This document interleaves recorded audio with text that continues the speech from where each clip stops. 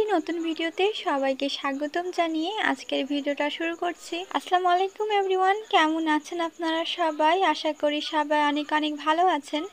আমরা আলহামদুলিল্লাহ ভালো আছি। অনেকদিন পরে আমাদের গোলাপ গাছে গোলাপ হয়েছে। আমাদের গোলাপ গাছের যত্ন তো নেওয়াই হয় না, তো যার কারণে গাছগুলোর অবস্থা খারাপ হয়ে গিয়েছে। কয়দিন থেকেই তো থেমে থেমে বৃষ্টি হচ্ছে, মানে বৃষ্টি থেমে যাচ্ছে আবার রোদ উঠছে, তো রোদ উঠছে আবার দেখি বৃষ্টি হচ্ছে, রোদ আছে তারপরেও দেখি বৃষ্টি হচ্ছে। বৃষ্টি হওয়ার কারণে গরমের তাপমাত্রাটা একটু কমে গিয়েছে, তো সেজন্য আমাদের অনেক ভালো লাগছিল। এদিকে তো আম্মু দুপুরে রান্না শুরু করে দিয়েছে। আজকে আম্মু মিশালি শাক রান্না করবে।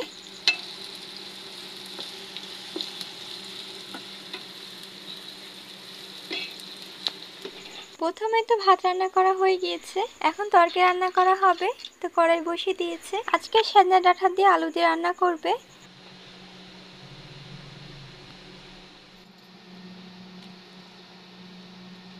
আদা রসুন বাটা তো দিয়ে দিল পরিমাণ মতো, তো এখন একে একে সব মশলাই দিয়ে দিবে।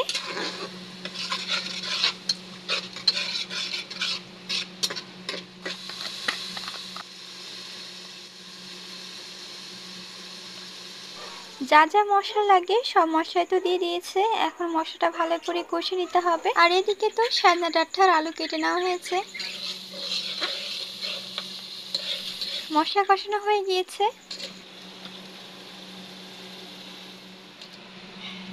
এখন সেজনা ডাঁটার আলু ভালো করে কষে নিতে হবে।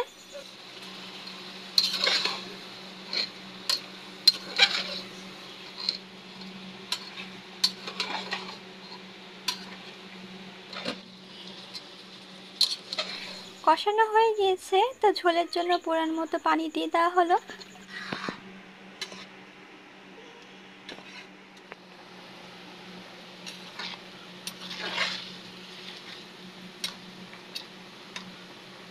এদিকে তো শাক রান্না করা হয়ে গিয়েছে। আজকে আলু দিয়ে শাক রান্না করা হয়েছে, আর আজকে আলু দিয়ে করলা ভাজি করা হবে। আম্মু 2-3টা শুকনা মরিচ ভেজে নিচ্ছে। আম্মু শাক রান্না করলে শুকনা মরিচ ভাজে। শুকনা মরিচ দিয়ে আম্মুর শাক খেতে বেশি ভালো লাগে, তো সেজন্যই ভাজছে আর কি। তো রান্না তো হয়ে গিয়েছে। আমাদের গোলাপ গাছে একটা গোলাপি গোলাপ হয়েছে,